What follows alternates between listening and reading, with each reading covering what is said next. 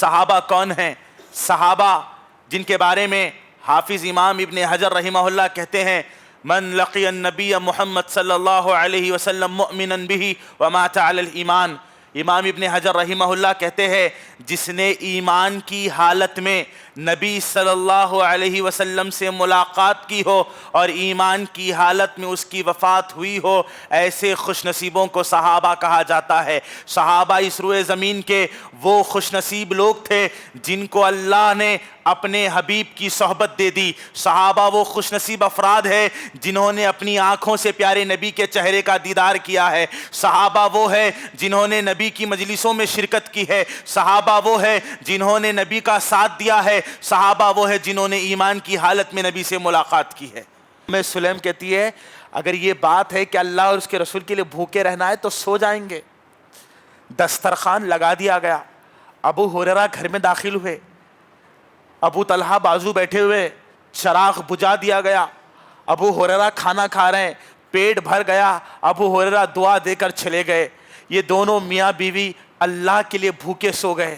صبح کا وقت ہوا، فجر کی نماز کے بعد اللہ کے نبی نے ابو طلحہ کو بلایا، کہا ابو طلحہ کل رات میں تو نے اور تیری بیوی نے یہ کیسا عمل کیا؟ تمہارے عمل کو دیکھ کر اللہ مسکرایا اور اللہ نے جبرائیل کو بھیج کر کہا کہ ام سلیم اور ابو طلحہ کے لیے اللہ نے جنت میں سونے کا محل بنوایا ہے.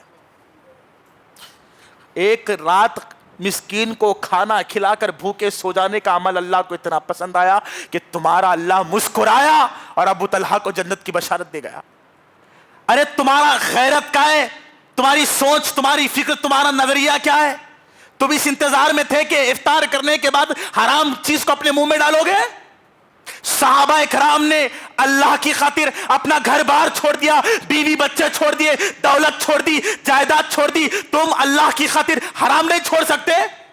پورا دن تم بھوکے رہے، پیاسے رہے، پانی نہیں پیے، کھانا نہیں کھائے، کیوں؟ اللہ کے لیے. جب اللہ کے لیے تم کھانا چھوڑ سکتے، پانی چھوڑ سکتے، سگریٹ نہیں چھوڑ سکتے، گٹکا نہیں چھوڑ سکتے، شراب نہیں چھوڑ سکتے، گندے کام نہیں چھوڑ سکتے، اگر نہیں چھوڑ سکتے تو پھر یہ رمضان کا کیا فائدہ؟ یہ روزوں کا کیا فائدہ؟ یہ زندگی کا کیا فائدہ؟ رمضان آ رہا جا رہا مگر زندگی میں کوئی تبدیلی نہیں ہے، آدمی میں کوئی چینجز نہیں ہے. اگر رمضان کا پورا مہینہ ملنے کے بعد بھی ہم سگریٹ نہیں چھوڑ سکے مطلب ہمارے سارے روزے برباد ہیں. وَقُلْ جَاءَ الْحَقُّ وَزَهَقَ الْبَاطِلُ إِنَّ الْبَاطِلَ كَانَ زَهُوقًا. ان الحمد للہ نحمده ونستعینه ونستغفره ونعوذ باللہ من شرور انفسنا ومن سیئات اعمالنا من يهده الله فلا مضل له ومن يضلله فلا هادي له. اشهد ان لا اله الا الله وحده لا شريك له واشهد ان محمدا عبده ورسوله. فإن خير الحديث كتاب الله وخير الهدى هدى محمد صلى الله عليه وسلم وشر الأمور محدثاتها وكل محدثة بدعة وكل بدعة ضلالة وكل ضلالة في النار. فأعوذ بالله من الشيطان الرجيم من همزه ونفقه ونفسه. بسم الله الرحمن الرحيم. يا أيها الذين آمنوا اتقوا الله حق تقاته ولا تموتن إلا وأنتم مسلمون.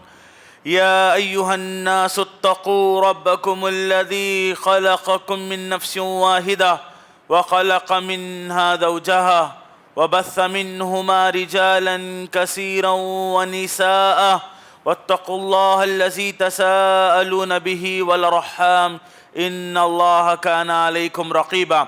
يا أيها الذين آمنوا اتقوا الله وقولوا قولا سديدا يصلح لكم أعمالكم ويغفر لكم ذنوبكم ومن يطع الله ورسوله فقد فاز فوزا عظيما. وقال تعالى في موضع آخر اهدنا الصراط المستقيم صراط الذين أنعمت عليهم غير المغضوب عليهم ولا الضالين. وقال رسول الله صلى الله عليه وسلم من سب أصحابي فعليه لعنة الله والملائكة والناس أجمعين رب اشرح لي صدري ويسر لي أمري واحلل عقدة من لساني يفقهوا قولي ربي زدني علما اللهم إني أسألك الهدى والتقى والعفاف والغنى. قابل احترام بزرگوں، نوجوان دوستوں، پردہ نشی میری پیاری اسلامی ماں اور بہنوں، ہم سب مل کر سب سے پہلے اللہ کی تعریف بیان کریں گے جس کی تعریف کبھی ختم نہیں ہو سکتی.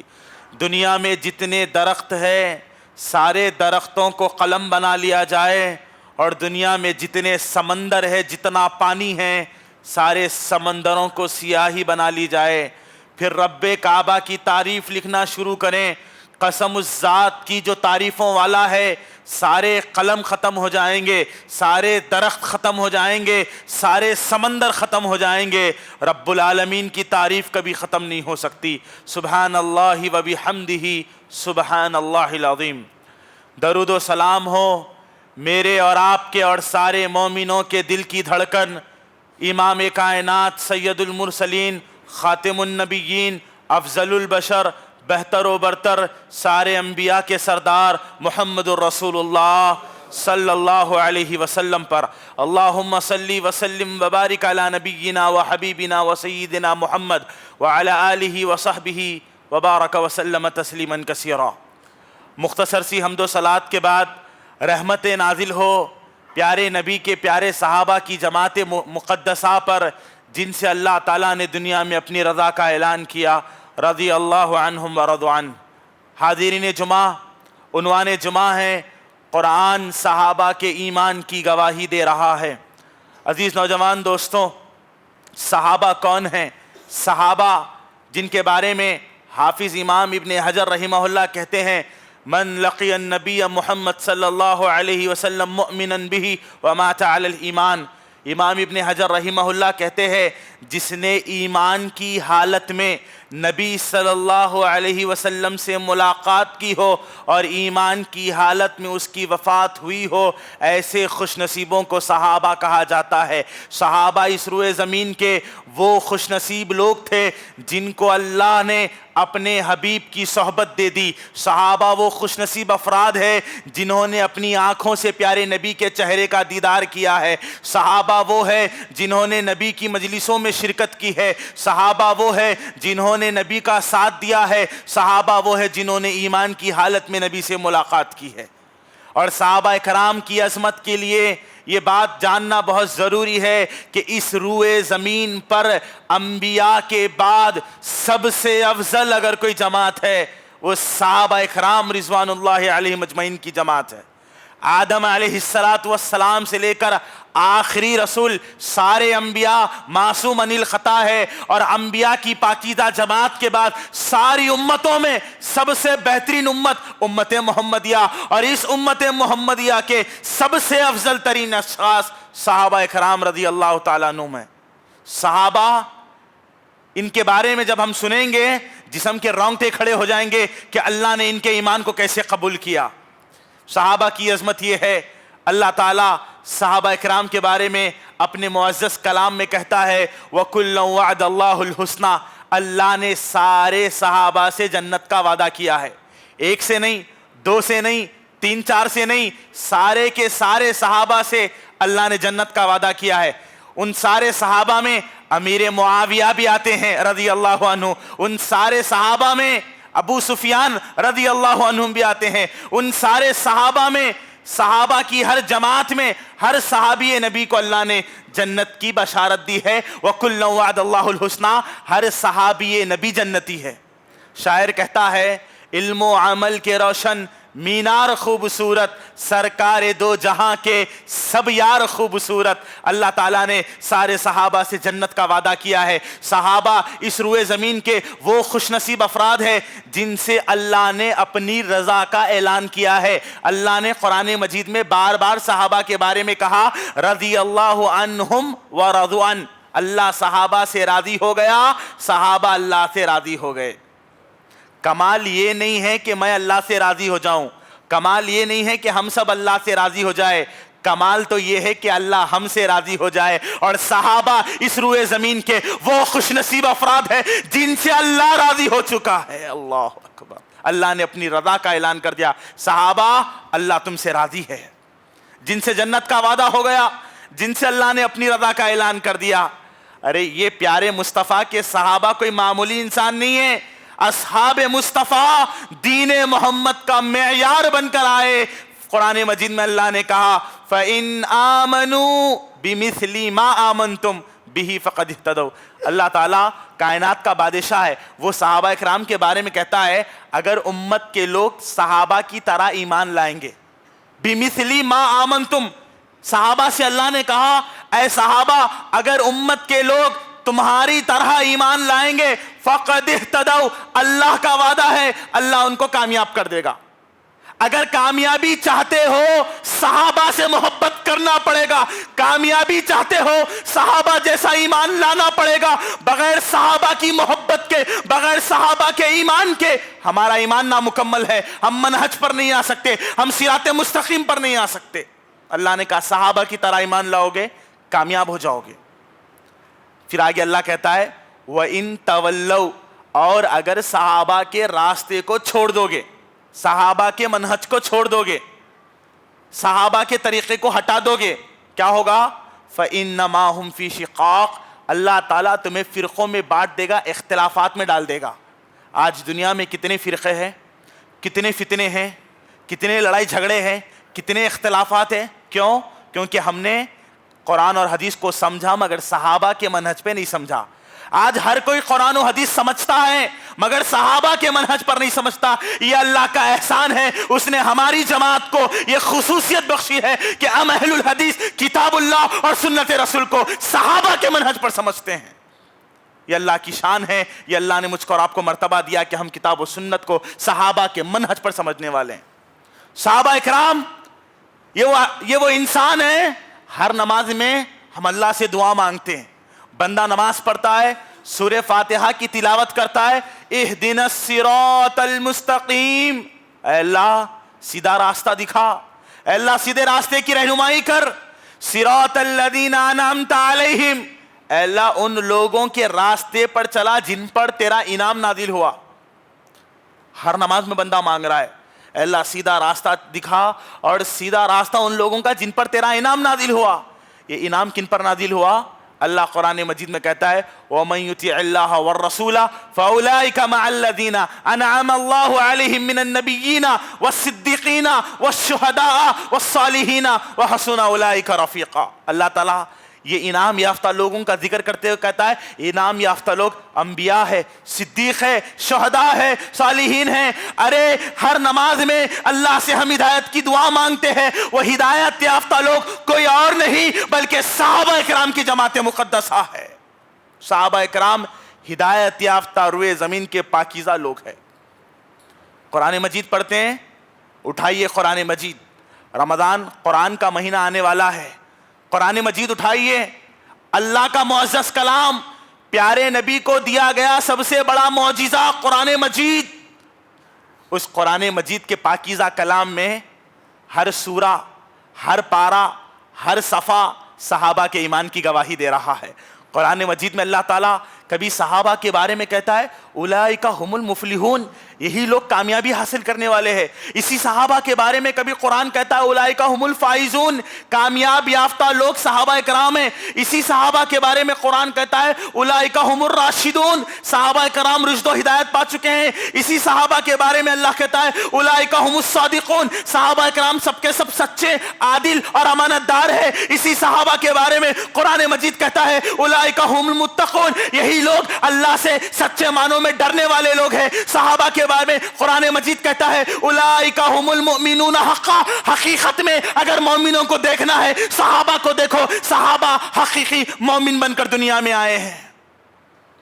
صحابہ کا معیار ہے یہ، صحابہ کا ایمان، ان کی عظمت کے لیے بس یہ بات کافی ہے کہ اگر ایک انسان زندگی بھر سجدے کرتا رہے، آنسو بہاتا رہے، گناہوں کی معافی مانگتا رہے، نیکیاں کرتا رہے، صدقہ و خیرات کرتا رہے، اللہ سے ڈرتا رہے، اللہ کو پکارتا رہے، حتیٰ کہ وہ اپنی جان لٹا دے، جنگ کے میدان میں جا کر خون بھی بہا دے، اس کی ساری نیکیاں ملا کر بھی وہ کسی نبی کے ایک صحابی کے پیر کی دھول کے برابر نہیں ہو سکتا۔ یہ صحابہ کا مقام ہے۔ قرآن مجید میں اللہ تعالیٰ کہتا ہے وَإِذَا قِيلَ لَهُمْ آمِنُوا، ہم جب لوگوں سے کہتے ہیں کہ صحابہ کی طرح ایمان لاؤ، تو کافروں نے مذاق اڑاتے ہوئے کیا کہا؟ قَالُوا أَنُؤْمِنُ كَمَا آمَنَ السُّفَهَاءُ، کیا ہم ویسے ایمان لائے جیسے بے وقوف لوگ ایمان لاتے ہیں؟ کافروں نے صحابہ کے بارے میں کہا کیا ہم ویسا ایمان لائے جیسا بے وقوف صحابہ ایمان لاتے ہیں؟ عرش والے کو یہ بات برداشت نہ ہو سکی، کلام بھیج دیا، الا انہم ہم السفہاء ولکن لا یعلمون۔ اللہ تعالیٰ کہتا ہے تم صحابہ کی توہین کرتے ہو، حقیقت میں تم بے وقوف ہو اللہ کی نظر میں۔ صحابہ کا دفاع کرنا یہ اللہ کی سنت ہے، اللہ نے صحابہ کا دفاع کیا ہے۔ اب صحابہ اکرام کی اتنی عظمت ہے، وجہ کیا ہے؟ اللہ نے صحابہ کو اتنا بڑا مرتبہ کیوں دیا؟ قرآن مجید گواہی دیتا ہے، صحابہ کے بارے میں قرآن گواہی دیتا ہے، اولئک الذین امتحن اللہ قلوبہم للتقوی۔ اللہ نے صحابہ کا ایمان کا جائزہ لیا، ٹیسٹ لیا اللہ نے۔ اللہ کہتا ہے میں نے صحابہ کا جائزہ لیا، صحابہ کا امتحان لیا، ایگزام لیا۔ کون لے رہا ہے امتحان؟ اللہ لے رہا ہے۔ ان بطش ربک لشدید، تیرے رب کی پکڑ بڑی سخت ہے۔ تیرا رب جب امتحان لیتا ہے تو معمولی امتحان نہیں لیتا، بڑا سخت امتحان لیتا ہے۔ انسان پریشانی کے عالم میں مبتلا ہو جاتا ہے، اللہ مصیبتوں میں ڈال دیتا ہے۔ اللہ نے تکلیفوں میں، پریشانیوں میں ڈال کے صحابہ کا امتحان لیا۔ کیا کہتا ہے اللہ تعالیٰ؟ ہم نے جب صحابہ کا امتحان لیا تو صحابہ کے دلوں کو للتقوی، تقوی سے لبریز پایا۔ صحابہ کا دل اللہ سے ڈرنے والا، صحابہ کا دل اللہ کی محبت کے لیے لرزنے والا، صحابہ کا دل اللہ اور اس کے رسول کی اطاعت کرنے والا تھا۔ ایسا دل کائنات میں کسی اور کا نہیں ہے۔ صحابہ کے دلوں میں آخرت کی اور اللہ کی یاد ایسی تھی۔ عبد الرحمن ابن عوف رضی اللہ تعالیٰ عنہ جلیل القدر صحابی ہے۔ عبد الرحمن ابن عوف مکہ کی سرزمین کے سب سے مالدار صحابی ہے۔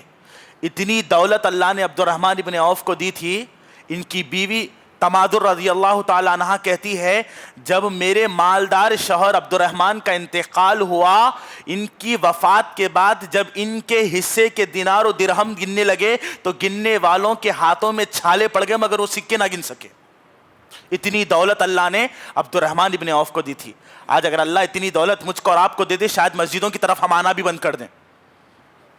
عبد الرحمن ابن عوف اتنی دولت رکھنے والے روزے سے ہیں۔ بیٹا ابراہیم بیان کرتا ہے کہ ابا جان روزے سے تھے، عبد الرحمن ابن عوف روزے سے تھے۔ افطار کا وقت دسترخوان بچھایا گیا، عالی شان دسترخوان، دسترخوان پر شوربہ، بھنا ہوا گوشت، روٹی اور کچھ لذیذ کھانے عبد الرحمن ابن عوف کے لیے پیش کیے گئے۔ وہ مالدار صحابی جو روزے سے تھے دسترخوان پر آئے، بھنا ہوا گوشت دیکھا، آنکھوں سے آنسو جاری ہو گئے۔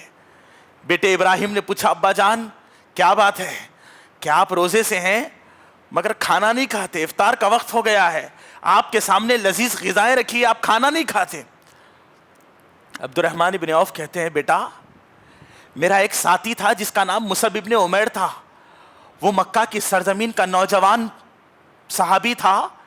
اس نے اسلام جب قبول نہیں کیا تھا بڑی عیاش والی زندگی گزارتا تھا، مہنگے کپڑے پہنتا تھا، ایک بار جو لباس پہن لے دوبارہ مصعب ابن عمیر وہ لباس نہیں پہنتے تھے، اور اتنی مہنگی عطر کا استعمال کرتا کہ مکہ کی سرزمین پر اس سے زیادہ مہنگا عطر کوئی استعمال نہیں کرتا تھا۔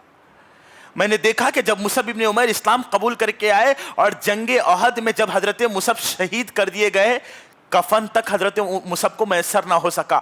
حضرت مصعب کا سر ڈھانکا جاتا تو پیر کھل جاتے، پیر ڈھانکا جاتا تو سر کھل جاتے۔ مصعب کے لیے کفن تک نہیں ملا، اور آج عبد الرحمن کے لیے بھنا ہوا گوشت۔ میں ڈرتا ہوں کہیں اللہ نے مصعب ابن عمیر کو آخرت میں دے گا اور عبد الرحمن ابن عوف کو دنیا میں دے کر معاملے کو ختم نہ کر دے۔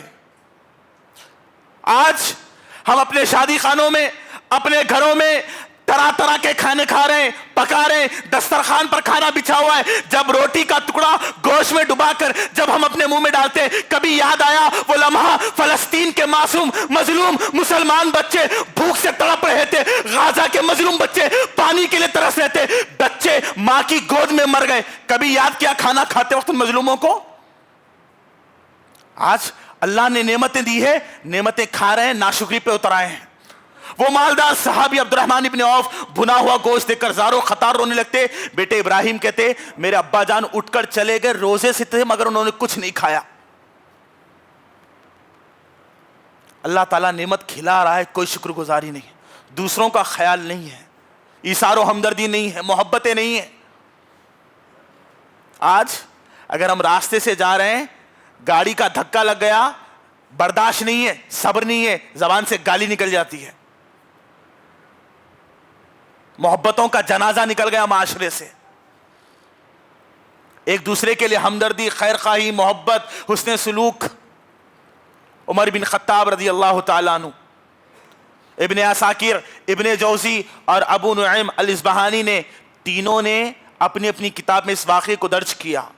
10 ملکوں کا بادشاہ حضرت عمر ابن خطاب رضی اللہ تعالیٰ عنہ، کیسی شخصیت تھی میں اور آپ اچھی طرح جانتے ہیں۔ پیارے مصطفیٰ نے حضرت عمر کے بارے میں کہا تھا لو کان نبی بعدی لکان عمر، میرے بعد اگر نبوت ہوتی تو عمر کو ملتی، عمر نبی ہوتا۔ اللہ اکبر، یہ عمر کا مقام ہے رضی اللہ عنہ۔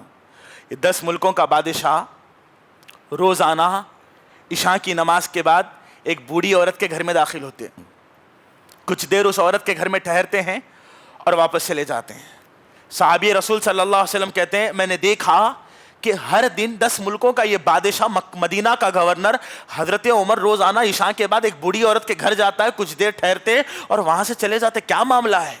یہ معلوم کرنے کے لیے ایک دن میں حضرت عمر سے پہلے اس بوڑھی عورت کے گھر میں آیا، میں نے دیکھا کہ ایک گھر ہے، اس میں ایک بوڑھی عورت ہے، بہت کمزور ہے، بستر پر بیٹھی ہوئی ہے۔ میں اس عورت کے قریب گیا، میں نے اس بوڑھی عورت سے پوچھا اماں جان روزانہ تمہارے گھر مدینہ کا گورنر حضرت عمر ابن خطاب رضی اللہ تعالیٰ عنہ آتے ہیں، کیا معاملہ ہے؟ وہ آپ کے رشتہ دار ہیں؟ وہ بوڑھی عورت کہتی ہے میں نے پہلی بار اس کا نام سنا ہے تمہارے منہ سے کہ اس کا نام عمر ہے، میں نہیں جانتی اس کا نام عمر ہے۔ اللہ اکبر۔ صحابی رسول کہتے ہیں میں پریشان ہو گیا، روزانہ حضرت عمر اس عورت کے گھر جاتے ہیں، عورت کو اس کا نام نہیں معلوم۔ میں نے کہا اماں جان کیا کہہ رہی ہیں آپ کو نہیں معلوم؟ یہ نبی صلی اللہ علیہ وسلم کا سسر، 10 ملکوں کا گورنر، مدینہ کا خلیفہ حضرت عمر ابن خطاب رضی اللہ تعالیٰ عنہ ہے۔ وہ بوڑھی عورت پریشان ہوتی ہے، کہا یہ میرے نبی کا سسر 10 ملکوں کا خلیفہ حضرت عمر ہے؟ صحابی پوچھتے ہیں اماں جان یہ بتا دو کہ روزانہ حضرت عمر عشاء کے بعد آپ کے گھر آتے ہیں، کیا کرتے ہیں آپ کے گھر میں آ کے، کیا معاملہ ہے حضرت عمر کا؟ وہ بوڑھی عورت کہتی ہے مجھے نہیں معلوم کہ یہ عمر کون ہے، کہاں سے آتے ہیں، بس اتنا جانتی ہوں کہ میں مدینہ کی بستی میں رہنے والی ایک کمزور اکیلی بوڑھی خاتون ہوں، روزانہ ایک نوجوان عشاء کے بعد میرے گھر آتا ہے، میرے ہاتھ پیر دباتا ہے، میرا گھر صاف کرتا ہے، مجھے کھانا کھلا کے چلا جاتا ہے۔ اللہ اکبر۔ کون ہے؟ 10 ملکوں کا خلیفہ ہے، پیارے نبی کا سسر ہے۔ ایمانی حالت یہ ہے کہ ایک بوڑھی عورت کی خدمت کرتا ہے روزانہ۔ آج ہمارے ماں باپ گھر میں انتظار کر رہے ہیں، ہمارا بیٹا آئے گا مجھ سے گفتگو کرے گا، بوڑھے ماں باپ سے ہم بات کرنا نہیں چاہتے۔ ایک ماں گھر کے دروازے پر کھڑی ہے، میں اپنے بیٹے کا چہرے کا دیدار کروں گی، اپنے دل کو سکون پہنچاؤں گی۔ بیٹا ہے گھر میں داخل ہونے کے بعد سیدھا کمرے میں چلا جاتا ہے، ماں سے گفتگو نہیں کرتا۔ ہم نے اپنے بوڑھے ماں باپ کے ساتھ کیا کیا؟ وہ 10 ملکوں کا گورنر ہو کر ایک بوڑھی عورت کی خدمت کر رہا ہے۔ یہ صحابہ ہے جن کے ایمان کی گواہی اللہ قرآن مجید میں دیتا ہے۔ یہی حقیقت میں تقوی اختیار کرنے والے لوگ ہیں۔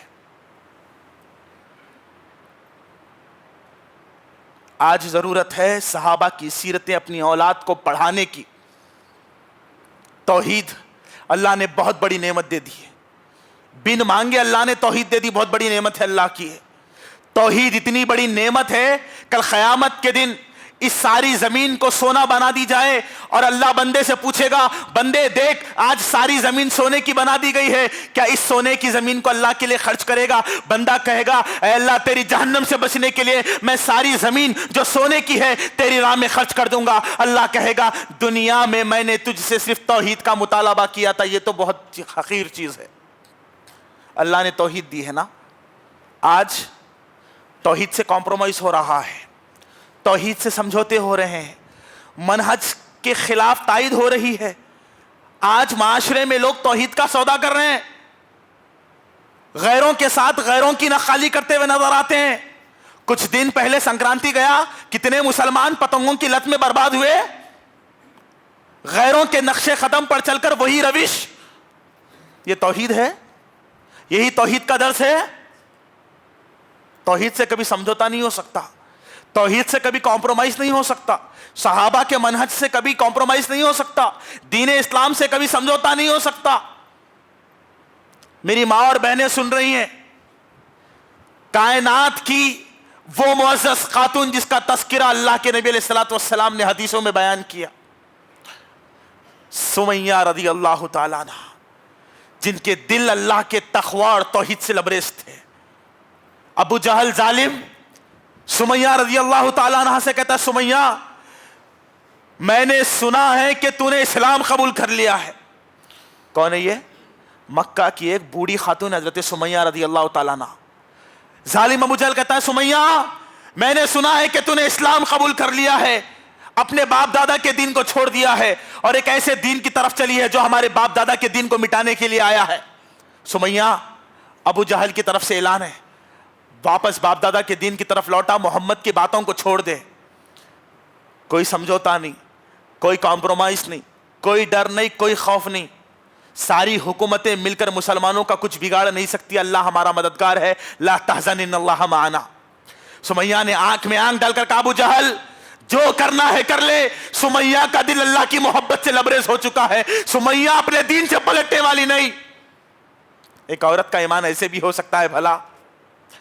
ابو جہل نے کہا آخری بار کہہ رہا ہوں سمیہ واپس آ جا ورنہ بے رحمی کے ساتھ مار دی جائے گی.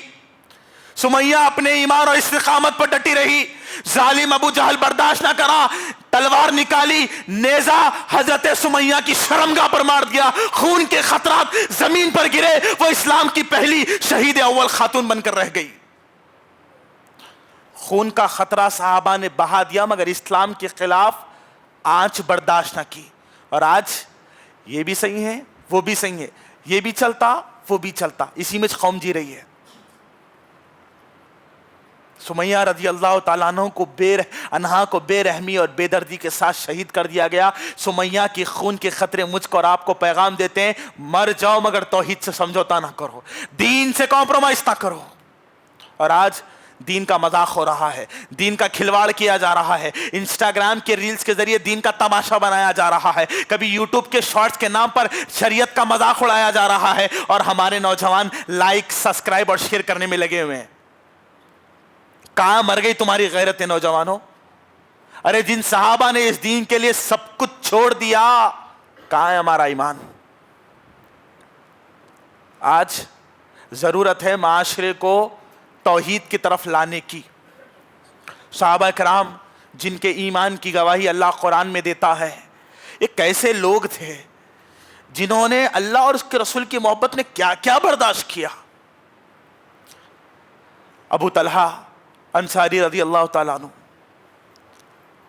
اللہ کے نبی علیہ الصلوۃ والسلام نے دیکھا کہ حدیث رسول میں بڑی محنت کرنے والا صحابی ابو ہریرہ رضی اللہ تعالیٰ عنہ بھوک سے تڑپ رہے ہیں. آج کوئی غریب فقیر مسکین دروازے پر مانگنے آ جائے, ہمارا کیا رویہ ہوتا ہے ہم اپنے آپ میں جانتے ہیں. ابو ہریرہ رضی اللہ تعالیٰ عنہ بھوک سے تڑپ رہے ہیں. اللہ کے نبی نے ابو ہریرہ کا ہاتھ پکڑا, مسجد میں آئے اور اعلان کیا, کون ہے جو ابو ہریرہ کو رات کا کھانا کھلا دے, میں اس کو خوشخبری دوں گا. ابو طلحہ انصاری رضی اللہ تعالیٰ عنہ آئے, ابو ہریرہ کا ہاتھ پکڑا اور کہا اللہ کے رسول آج کی رات میں اپنے گھر لے جا کر ابو ہریرہ کو کھانا کھلا کر آپ کی خوشخبری حاصل کرنا چاہتا ہوں. ابو طلحہ رضی اللہ تعالیٰ عنہ بھائی ابو ہریرہ کا ہاتھ پکڑ کر اپنے گھر لے گئے. دستک دی, بیوی ام سلیم نے دروازہ کھولا. ابو طلحہ نے ام سلیم سے کہا کہ اے میری زوجہ حیات, پیارے مصطفیٰ کی طرف سے ایک مہمان ہمارے گھر آیا ہے, ایک رات کا کھانا کھلانا ہے, کیا گھر میں کھانا موجود ہے؟ ام سلیم نے کہا کہ اے میرے شوہر, ایک آدمی کا کھانا بچا ہوا ہے جو میں نے آپ کے لیے اٹھا کے رکھا تھا, اگر آپ اجازت دیتے ہو تو آپ کا کھانا میں ابو ہریرہ کو کھلا دوں. ابو طلحہ نے کہا ام سلیم اے میری بیوی, کیا ایسا نہیں ہو سکتا کہ میں اور تو اللہ کے لیے ایک دن بھوکے سو جائیں؟ اگر آج شوہر کما کر نہیں لایا تو ہماری بیویوں کا کردار کیا ہے؟ شوہر کو تانے دیتی ہے, شوہر کے خلاف بولتی ہے, سسرال میں مائکوں میں فون کر کے تماشے مچاتی ہے کہ ہمارا شوہر نہیں کھلاتا. ام سلیم کہتی ہے اگر یہ بات ہے کہ اللہ اور اس کے رسول کے لیے بھوکے رہنا ہے تو سو جائیں گے. دسترخوان لگا دیا گیا, ابو ہریرہ گھر میں داخل ہوئے, ابو طلحہ بازو بیٹھے ہوئے, چراغ بجھا دیا گیا. ابو ہریرہ کھانا کھا رہے ہیں, پیٹ بھر گیا, ابو ہریرہ دعا دے کر چلے گئے. یہ دونوں میاں بیوی اللہ کے لیے بھوکے سو گئے. صبح کا وقت ہوا, فجر کی نماز کے بعد اللہ کے نبی نے ابو طلحہ کو بلایا, کہا ابو طلحہ کل رات میں تو نے اور تیری بیوی نے یہ کیسا عمل کیا؟ تمہارے عمل کو دیکھ کر اللہ مسکرایا اور اللہ نے جبرائیل کو بھیج کر کہا کہ ام سلیم اور ابو طلحہ کے لیے اللہ نے جنت میں سونے کا محل بنوایا ہے.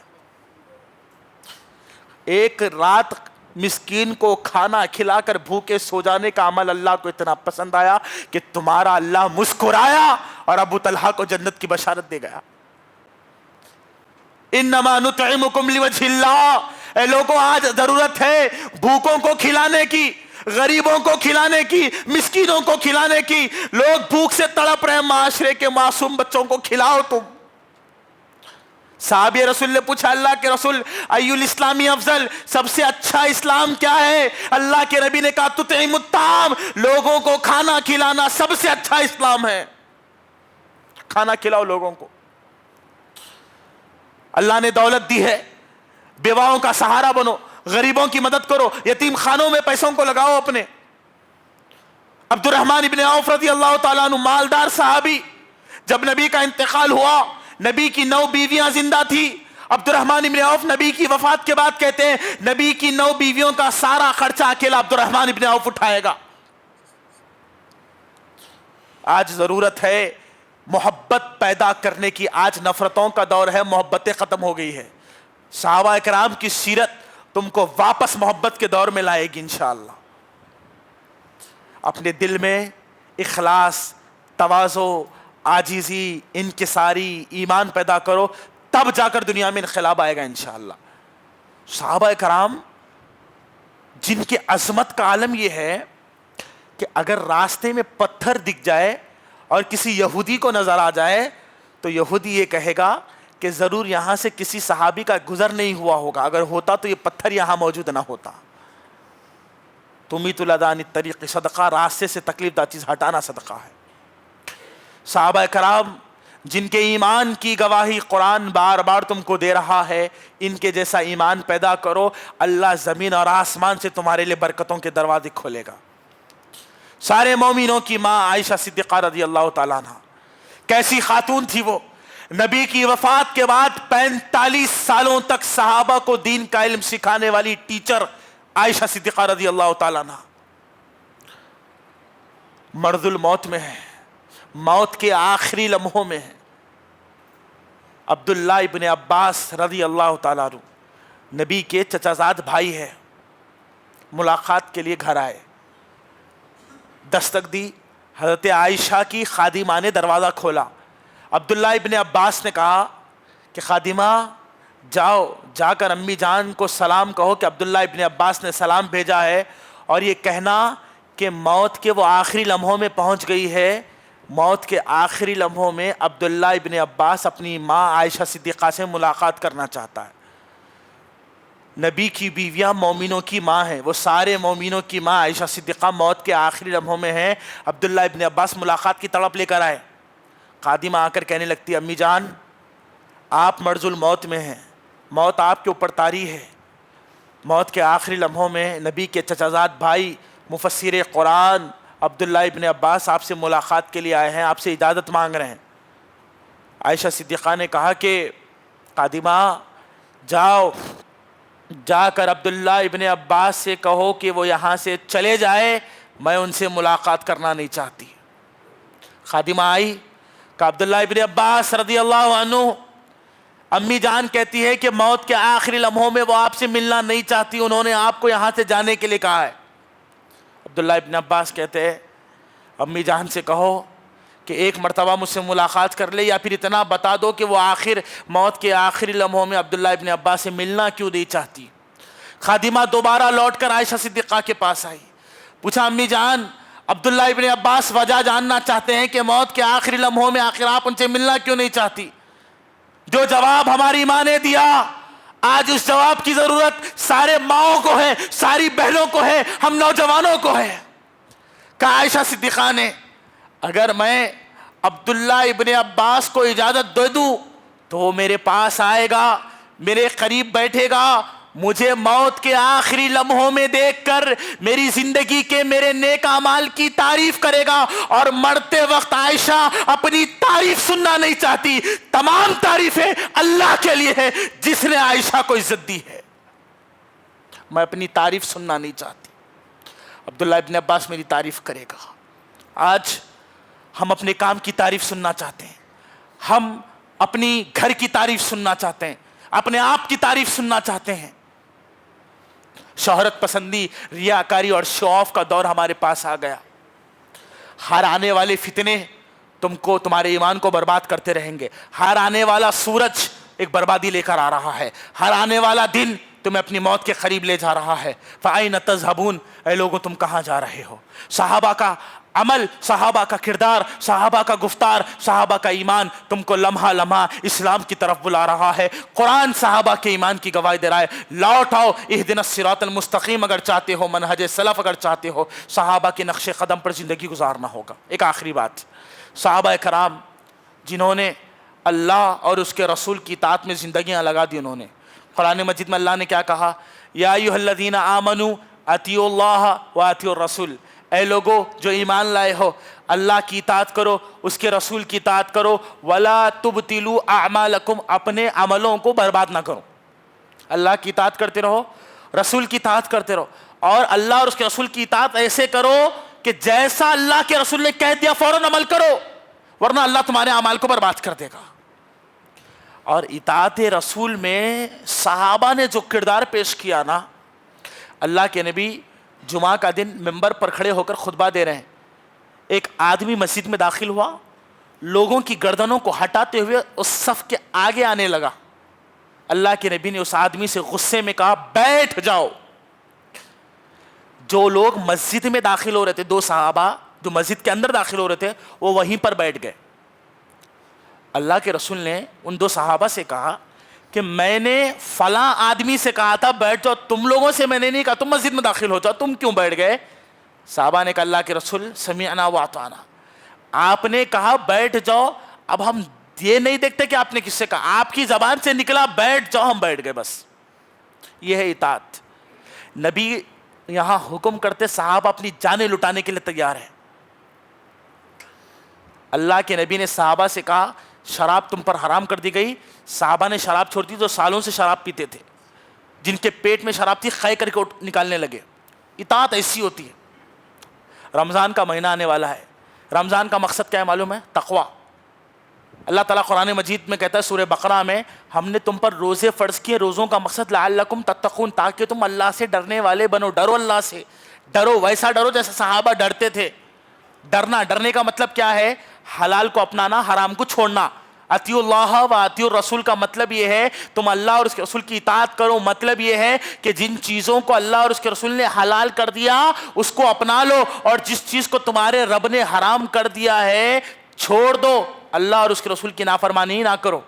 یہ مقصد ہے رمضان کا, اللہ سے ڈرنے والے بننا. ہم رمضان جب آ رہا ہے اور بندہ جو ہے سحری کے وقت اٹھا, اب روزے کا مقصد کیا ہے؟ تقوی. تقویٰ، اللہ سے ڈرنا، حرام کو چھوڑنا. اور بندہ جو ہے سحری کرنے کے بعد سگریٹ پھونک کر روزے کا آغاز کرتا ہے، یہ تقویٰ ہے. اور پھر پورا دن بے چین ہے، کب افطار کھولوں گا، کب منہ میں گٹکا ڈالوں گا. جیسے ہی افطار ختم ہوا، ابھی نماز چل رہی، بھائی صاحب سگریٹ مار کے دیکھ، یہ تقویٰ ہے. ارے تمہارا غیرت کیا ہے، تمہاری سوچ، تمہاری فکر، تمہارا نظریہ کیا ہے؟ تم اس انتظار میں تھے کہ افطار کرنے کے بعد حرام چیز کو اپنے منہ میں ڈالو گے؟ صحابہ اکرام نے اللہ کی خاطر اپنا گھر بار چھوڑ دیا، بیوی بچے چھوڑ دیے، دولت چھوڑ دی، جائیداد چھوڑ دی. تم اللہ کی خاطر حرام نہیں چھوڑ سکتے؟ پورا دن تم بھوکے رہے، پیاسے رہے، پانی نہیں پیے، کھانا نہیں کھائے، کیوں؟ اللہ کے لیے. جب اللہ کے لیے تم کھانا چھوڑ سکتے، پانی چھوڑ سکتے، سگریٹ نہیں چھوڑ سکتے، گٹکا نہیں چھوڑ سکتے، شراب نہیں چھوڑ سکتے، گندے کام نہیں چھوڑ سکتے، اگر نہیں چھوڑ سکتے تو پھر یہ رمضان کا کیا فائدہ، یہ روزوں کا کیا فائدہ، یہ زندگی کا کیا فائدہ؟ رمضان آ رہا جا رہا مگر زندگی میں کوئی تبدیلی نہیں ہے، آدمی میں کوئی چینجز نہیں ہے. اگر رمضان کا پورا مہینہ ملنے کے بعد بھی ہم سگریٹ نہیں چھوڑ سکے، مطلب ہمارے سارے روزے برباد ہیں.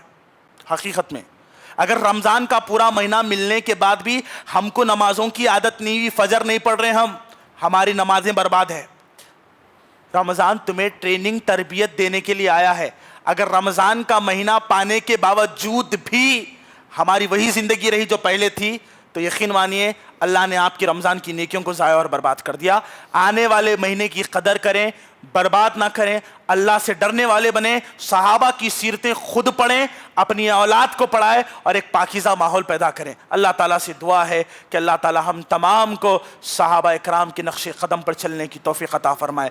اے اللہ آنے والے مبارک ماہ رمضان کی قدر کرنے کی توفیق عطا فرمائے. اے اللہ رمضان میں اللہ سے رو رو کر معافی مانگنے اور اپنے مغفرت کا سامان تیار کرنے کی توفیق عطا فرمائے. اے اللہ قرآن مجید کو پڑھنے، سمجھنے، عمل کرنے، دوسروں تک پہنچانے کی توفیق عطا فرمائے. اے اللہ جب تک زندہ رکھے صحابہ کرام کے منہج پر زندہ رکھنا. اے اللہ تیرے بہت سارے بندے انتظار میں ہے، دواخانوں میں ہے، بستروں پر ہے، رمضان کے مہینے میں وہ بھی عبادت کرنا چاہتے ہیں. اے اللہ تو ان کو صحت کاملہ عاجلہ نصیب فرما. اے اللہ بیماروں کو شفائے کلیہ نصیب فرما. اے اللہ جو لوگ پریشان ہیں، غموں میں، تکلیفوں میں ہیں، اے اللہ پل بھر میں تو ہی ان کی تکلیفوں کو دور کر سکتا ہے. اے اللہ پریشان زدہ لوگوں کی پریشانیوں کو دور فرما. اے اللہ فلسطین کے، غزہ کے معصوم مسلمانوں کی بچوں کی حفاظت فرما. اے اللہ ملک ہندوستان پر رحم فرما. اے اللہ ملک ہندوستان کی سلطنتوں، حکومتوں اور عدالتوں میں انصاف کا پرچم لہرانے کی ہمیں توفیق عطا فرما. اے اللہ جب تک زندہ رہے تیرے دین، تیرے توحید پر مرنے کی توفیق عطا فرمائے. آمین. وآخر دعوانا الحمدللہ رب العالمین.